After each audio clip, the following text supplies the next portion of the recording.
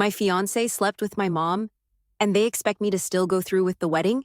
This is something I never thought would happen to me. For context, I've been with my fiance, Ryan, for almost 3 years. We had the perfect relationship, or so I thought. Everything seemed to be going smoothly, and we were planning to get married next summer. We had already picked a venue, hired a wedding planner, and even started picking out the wedding dress. Everything was set, or at least that's what I believed until a few days ago. It all started when I received a message from my best friend, Jessica, saying she needed to talk to me urgently. We'd known each other since childhood, so when she said she had something important to tell me, I didn't hesitate. I met up with her at a local cafe, where she wasted no time in dropping a bombshell that I never saw coming. "Rachel, you need to know something about Ryan," Jessica said, her voice trembling. I could tell something was off, but I had no idea where this conversation was going. My heart started to race, and I braced myself for whatever was about to come. "Your mom and Ryan, they—" Jessica paused, trying to find the right words. "They slept together. They've been seeing each other behind your back for months."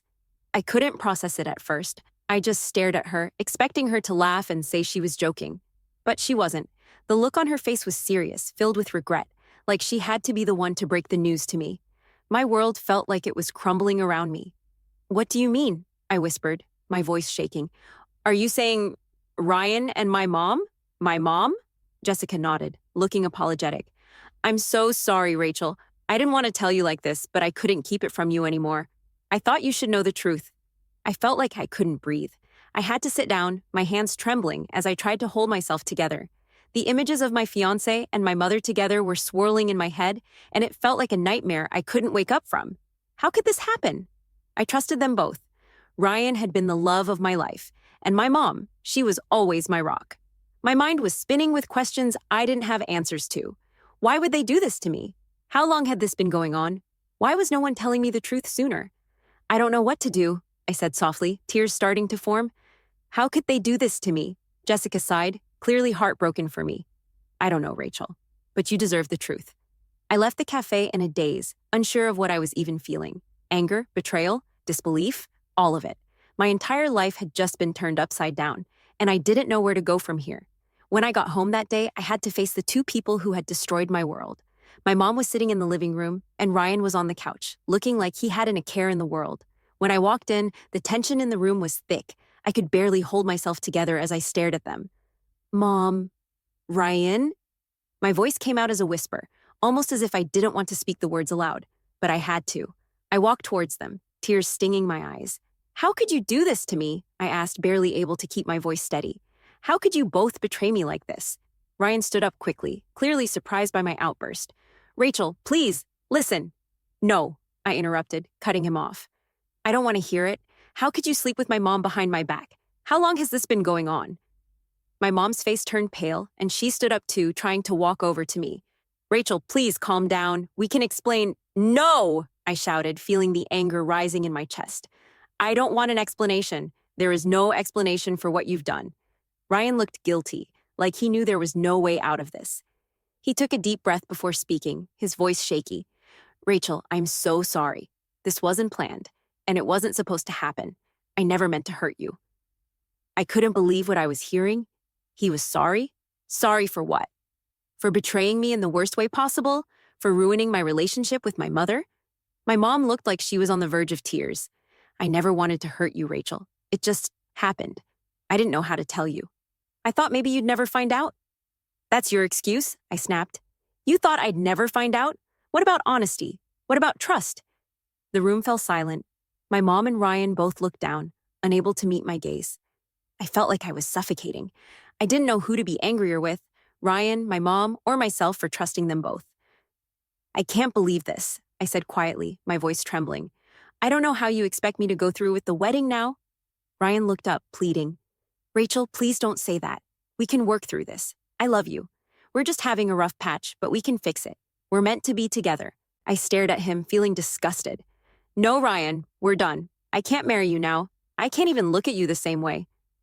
My mom stood there, looking crushed, and I couldn't tell if she was more sorry for herself or for me. "Rachel, please understand. We didn't want it to happen like this. But it's true. We have feelings for each other." I couldn't believe my ears. "You're choosing him over me?"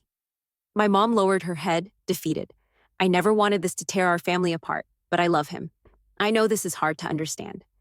I walked out of the room before I could say anything more. I couldn't take it anymore. My whole life was shattered, and I didn't know what to do next.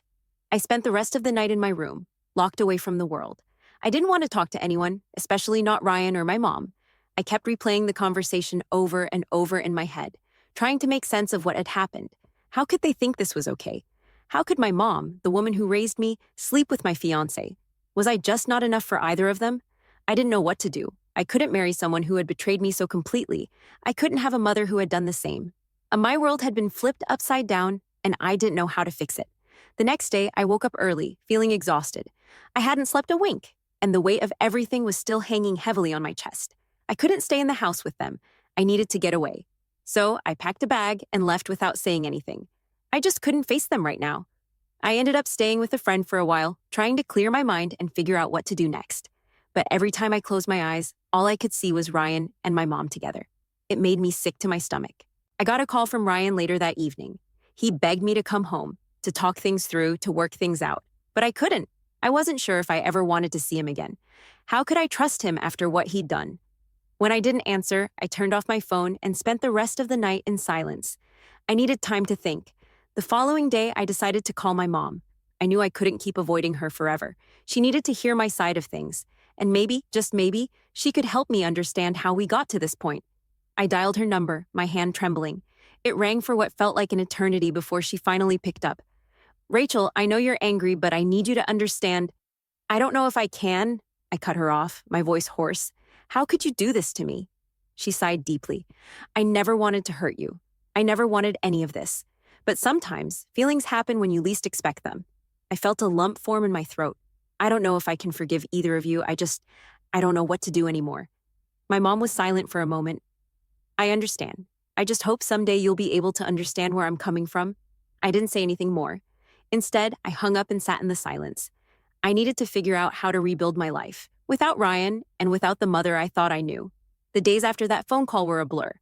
I didn't talk to my mom or Ryan, and I stayed at my friend's house, trying to process everything.